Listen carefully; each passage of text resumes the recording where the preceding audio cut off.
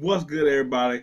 Back once again for a preview of the east side of the finals. And now that everything's settled, I was like, the dust is starting to clear. We're seeing who is in the race. Put your go, whatever. Yeah, so we're getting a rematch of last year's finals. And boy, oh boy, I am excited about this one. Not who I thought it was going to be. I thought it was going to be the Miami Heat versus the Philadelphia 76ers. And before I get into it being the Miami Heat versus the Celtics, I would say that if we did get them versus the Heat versus the Sixers, would have been delicious from the standpoint of the non-basketball stuff, of the fact that Jimmy used to be on the Sixers and not anymore, but he's really cool with Joel Embiid, who sort of, I feel like, has had like flirts here and there of people thinking Miami for Embiid, but also the fact that Jimmy Butler is petty, and we all remember you picked Tobias Harris over me, that whole thing, and him going back to Philly, and I feel like also being the one to try to knock Philly out. That would have been a whole thing in and of itself. But that did not happen. We get the Celtics. And so in basketball ways, it is a rematch of last year. And in that version is basically, do we get the same scenario just with a different ending? And because the Celtics went up on Miami, and then Miami came back and tied up the series, took it to game 7, and was one extra oomph away from them going to the finals instead of Boston. And we're going to see if that happens again, because Boston has a chance to go right back to the finals. But so does Miami. And, well, of course, it's the finals. Duh. Thanks, Captain Obvious. But I guess the process is, can Jimmy Butler and Bam, but basically take on the whole Celtics crew like he did last year, and do it again. And cause I'm pretty sure. Cause I was like, I'm like, man, I was like, wasn't Tyler Hero hurt for that too? Yeah, I feel like he was hurt for that too. I feel like it's basically the same scenario or whatever. Uh yeah, I don't think I was like I think yeah, I don't think Tyler I was like I mean I haven't seen anything, but I don't think that Tyler Hero will be able to come back at all for any of this series. I think for the finals, yeah, but not for this series. And even if he did, how effective would he really be? But I was like, anything is better than, I guess, nothing. But they're playing so good of a team concept right now. And the thing is that we're looking up at it, and it's like, oh, it's Tatum versus Butler. So that means it's Brown versus Bam. And then it's like, and then and we know the people on the Celtics. But when you actually think about it, they're also very even of the Heat. And like sort of like how I was talking about with the Lakers and Nuggets, I felt like they was even of like their personnel, but their philosophy is like really different. Here, I was like, well, it's sort of. I was like, it's sort of is the same thing. It's sort of the same thing. But I feel like it's even. I feel like they're even of actual players. We just know the Celtics' actual name of people or whatever. I was like, because you got Derek White and you got Derek White, you got Brogdon, and you got Smart as their guard. And over here you got Vincent, you got Duncan, and then you got Kyle Lowry. So basically, Kyle Lowry is Malcolm Brogdon. I was like, Marcus Smart and me and Duncan is basically the same because they're basically really good on their perspective of offense for Duncan Robinson, defense for Marcus Smart, or whatever. Duncan can do okay within the concept of the team, and Marcus Smart can hit a shot, but also, do you want him hitting a whole bunch of those shots? Like, if he got it going, he got it going. But There's so far in between of that. So it's like they're two polar opposites of how they both play, but they're sort of the same person in that respect of like what they mean to the team or whatever. Then you got Gabe Vincent, who is also like Derek White to me of like they both could get hot or you're not really or you might not get anything from them. And so I was like, there's that uh, 3-man rotation. The big men of Al Horford, Robin Williams, and I guess Grant Williams in there versus Bam, Kevin Love, and man, I was like drawing a blank. And I was like, that 4-1 dude.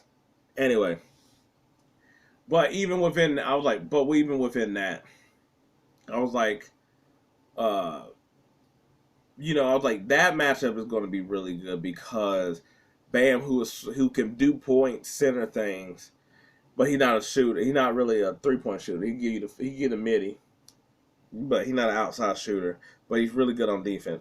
Robert Williams, who is basically all like defense and lobs or whatever, and I think sometimes I think he might get played out of the game just because I think they might end up having more Horford at the 5. I think that's the kind of thing because I like he'll match up good against Kevin Love and he'll match up against Bam because I feel like Bam is going to push the pace to take Robin Williams out, and Kevin Love he's only really been doing perimeter stuff. So it is like cool. You're like, yeah, you can have Robin Williams out there, but they're just gonna put him in switches a lot more. So I'm like, and yes, he can defend, but I was like, he doesn't really give you any offense in the same way that you could just sort of just like, all right, cool, this ain't gonna let you like really get anything. And then you got Struce on the other end with Caleb Martin. I guess Caleb Martin's the big. That's who it was. That's like Grant Williams, but I think he's more dynamic than Grant Williams. That's just me. It's like how they both could skip you 3, but Caleb Williams will go to the basket. Grant Williams don't really go to the basket, and I think Caleb Williams is more versatile playing inside and outside on the defense than Grant is. Grant's like really girthy, and I was like he can do it. I'm not saying that he can't play defense or something like that, but I was like to me he's more of your offensive threat that you bring out there, and Struce can also light it up as well. And I was like, they don't have Duncan, but I mean not Duncan, Tyler Hero, and I feel like that would give them the extra spark in order to really set this game open. But I really think is how does Tatum and Brown play? They were so up and down in the last series with the Sixers that you're not gonna be able to have an off night. Kind of like, first of all, your off nights let the 76ers win those games. But the thing is, unlike the 76ers, those other games that the Celtics won when Tatum was struggling, those 2 games where he just kicked it into the 4th, Miami ain't letting that go. I was like, you losing. I was like, you ain't playing how you need to play. The Heat ain't gonna just let you just take over like that. They're not gonna get snuck and be lackadaisical on defense, or you ain't gonna out hustle and energize them like you can the 76ers. The 76ers can just be like zoned out, lose focus. You're not gonna get that from the Miami Heat team. So if you're off your game, they're gonna make you pay for that. And that's the thing and it's weird with this one that like to me it's really more about the Celtics than the Heat. Because I feel like the Heat can always turn up another gear, or you might just be like, their shot's not falling. But that's totally different than the Celtics, who it's like their shot's not falling and they're just doing dumb things. Or just like, like Tatum can just be so perimeter oriented that you basically shoot yourself out of a game. Where it's like, go to the basket. No. Go to the basket. No. And Jaylen Brown could do that too. Where sometimes Jaylen Brown will go to the basket, but sometimes he feels himself at the perimeter so much that he stopped going to the hole. And that's really what the team, cause they really are 3-point oriented. And the thing, and like I've said with the 3-point shooters, is that they can be a team like you can't really get up on them because they can shoot the 3 so well. and they can bust you. They can bust your ass to where they think you're like, oh man, I'm down 20 or whatever. And the Heat's not a Heat. The Heat can come back from 20 differently than some of the other teams I was talking about because of the way they can lock it down and play defense and grind their way back. And I was like, get to the foul line and just be consistent with like their mid range shots and stuff like that. That they're one of the ones that could come back a little bit better than a lot of the other teams. But the thing is that's different than like. But I was like, but with the 3-point shooting teams is that once they start getting down with that, sometimes they don't find their way back because they're just like, okay, the way we'll get back is we'll shoot more threes we've been missing, and that just puts you in a hole because it's like, all right, cool, you keep missing them. All right, I done made like 2 or 3 buckets. All right, you done missed them. I done made a couple more buckets. I was like, I'm just making your shot. I was like tougher and tougher while I'm making a basket, or maybe I'm getting to the free throw line. And next thing you know, it's like, okay, cool, you trading your empty shots for their made twos. And it's like, cool, if you hit these threes, you can come back. But if you not, then you're just shooting yourself out the game because you're not even trying to at least get some buckets like to inch their way back into it. To me, this is all about really what Celtics team you get. Kind of like the Heat have pretty much been the same for the last 2 series. Even in their losses, it's been like barely that they lost. The Celtics is either like we either are whooping their ass or our ass getting whooped. That's how it is. And I was like, you can't do that too many times against this Heat team. They ain't gonna they're not gonna allow that. They're a little bit too much on it. Like, like the Celtics do way too many dumb moves versus maybe like the Heat's 1 or 2 or something like that. I just don't see. I think the Celtics might be able to ink this one out in 7, but I just feel like the Heat are going to win this series.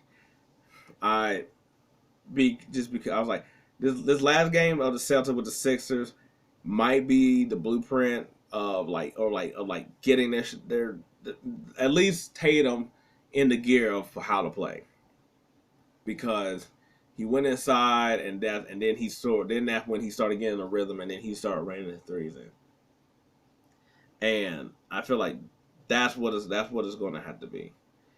But once again, they also a team that be like that think they think they it, and they feel themselves a lot, and that puts them into a hole. But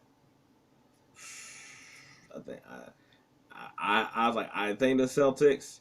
This is what my thought is like, the Celtics, and my heart's like the Heat. And I'm like, the Celtics winning 7 or the Heat winning 6. I was like, I don't know. I know it's like only a game different, but I feel like it matters just on how it's gonna link up. But nonetheless, you would think that the Celtics would try to come out and remember how last year went and be like, nah, we ain't gonna let that happen again. But on the flip side, I feel like Miami gonna be like, y'all remember last year? We was able to do it and we just came up short. Yeah. So either way, I think this is gonna be the one time that on both conferences the series are going to be good on both, and probably drag on and to the whole thing. Yeah, but no, this seems like it's going to basically have Jimmy buckets and Tatum, who becomes the superstar in this series. Because if Jimmy Butler becomes the superstar and Tatum is just the all-star, it's gonna be Miami. Yeah. But anyway, if you liked anything I had to say in my analysis or my thinking or whatever, then I appreciate it.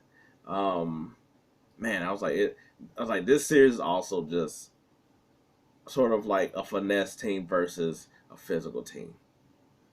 It's crazy. I was like, that's crazy how most of the match have been like that, pretty much. And to me, I'm like, man, it seems like that really just gets the physical team more. But yeah, If you liked anything I had to say here, thanks. I appreciate it. If not, hey, maybe next time.